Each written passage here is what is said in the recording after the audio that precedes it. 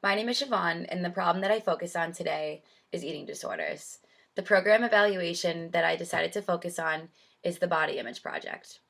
So, an eating disorder, which is any of a range of psychological disorders characterized by abnormal or disturbed eating habits, such as anorexia nervosa, bulimia, and binge eating. Over 24 million people in our country suffer from eating disorders every year. However, we are still unsure about what the actual cause of eating disorders is. Researchers are finding that it comes from a combination of emotional, physical, social, genetic, and psychological factors. For example, someone with genetics, a parent or grandparent that once had an eating disorder, ups your chances of developing an eating disorder yourself. A person that has a psychological disorder is also at risk. For example, those who have anxiety, depression, obsessive compulsive disorder, and impulsive behavior. But what especially affects people are society pressures. Women are expected to be thin, and men are expected to be big and strong. Women, however, are more likely than men to develop an eating disorder, and teens and college students are very likely to develop an eating disorder out of any other age because they receive peer pressure at school and at college. So, dieting is also another risk factor that leads to eating disorders because people cut out the nutrients that they need, they excessive exercise, and it leads to over dedication, which in result ends in an eating disorder.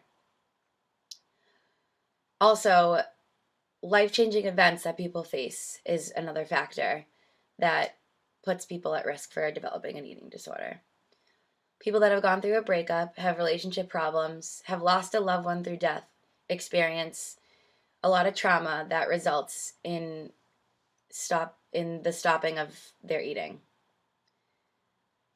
Also, people that transfer from high school to college might develop an eating disorder due to the fear of the freshman 15 and excessively diet and exercise, which results in an eating disorder. A very high statistic that I found is that 90% of college students say they must contain their weight through dieting, which is extremely high. Eating disorders can develop early on as well due to family dysfunction. It can trigger from family low income as well as a father not being present in the family, and so forth. Some physical effects of an eating disorder is when the body is deprived of minerals and nutrients, it begins to slow down one stage at a time. The body enters into starvation mode where all the nutrients are preserved and held back in order to survive. This causes hair loss, muscle deterioration, loss of bone density, slowing of mental processes, and the change of heart rate. It also causes dehydration, tooth decay from vomiting, and stomach ulcers. People that are affected by an eating disorder experience emotional problems such as withdrawal from peers, friends, and family, which causes a huge emotional toll on their life. They also let this eating disorder take up their whole life. From obsessing over counting calories to skipping meals and withdrawing from their family, this eating disorder is basically eating them alive. So, some protective factors for someone with an eating disorder starts with letting them know that they can trust you. Once they can trust you, then you'll be able to get through to them and give them the support and help that they need. Helping them gain their self-esteem back is definitely a start, as well as encouraging them to do well in school and helping them to develop better coping skills. What's most important is educating them about the reality of media and how it's not real and that body images in the media are not real, and promoting them to have a positive body image because those images are not real.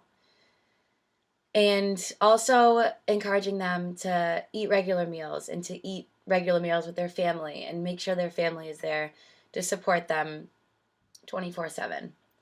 So In 2001, the Body Project was made to help teens and girls face the peer pressure that they face every day. This intervention helps to educate teens and young women about the reality and the ideal of the thin image and how to avoid conforming to these societal pressures. It also focuses on removing the internalized images that you need to be thin, helping women achieve a positive self esteem and reducing these physical and emotional problems is what this intervention is all about. So, what they do is they provide random trials of lab work to each girl and they find out what exactly is getting to them and they make a plan for them to help them reduce the symptoms that are causing the eating disorder. So, the women that are receiving this intervention are basically they're participating in exercises as well with other participants in order to persuade what a real body image should be. So they're basically, during the exercises, critiquing the idea of the thin image instead of the leaders so they can actually grasp the meaning of the exercise and understand it in their own mind. So, including writing essays and engaging in role playing with other participants, it can really help them to conform that the thin ideal is just a myth. So 61% of women that were involved with this intervention were less likely to develop an eating disorder and have developed a more confident body image. The project continues to expand in high schools as well as colleges in order to promote a positive body image. And something as simple as high schools handing out flyers or colleges holding events and sororities holding fundraisers to spread awareness for eating disorders can really make a difference to children, adults, students, and professionals. So, eating disorders are definitely a health, environmental, and social justice issue, and that's what this intervention is all about. They want to give women that are suffering the support that they need. And they also want people that do not suffer from an eating disorder to pay attention and also get involved because this problem is important to everyone in our society. Healthcare providers are doing an excellent job with individuals by giving them the right education, how to avoid unhealthy diets, and make these teens and everyone feel better about themselves before the eating disorder can develop or start up again. So the exercises, the essay writing, the role playing, everything they do in the intervention is very well structured and truly shows how effective it is by the amount of women that come out of eating disorders with a positive attitude.